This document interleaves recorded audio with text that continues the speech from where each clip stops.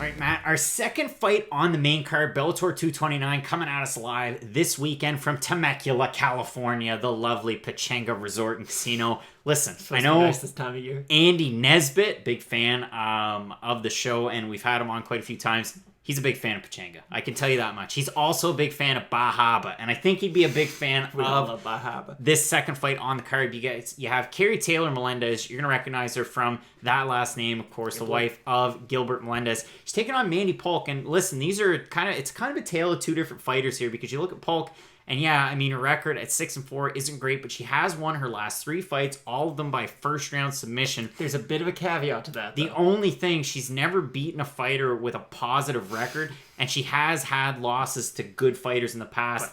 Names like Mackenzie Dern, Rebecca Ruth, that you might recognize from the UFC, or from Bellator rather, and Katie Taylor as well. So as far as Keri Taylor Melendez is concerned, particularly a stand-up fighter, striking type of fighter. Now, I will say, in her last fight, she took on Dakota Zimmerman, who was making her pro MMA debut, and I actually scored the fight for Dakota Zimmerman. Yeah, this is not going to be the most high-level fight you're ever going to see. I know they're kind of trying to capitalize off that Melendez name, but Mandy Polk, like Craig said, her best win was over a woman who was 1-1, and every other fight she's beaten women who are 0-2, 0-3, 0-5. So neither one is the best resume. It's definitely going to be a downer after the Joe Schilling fight, without a doubt. So maybe get your food when this starts.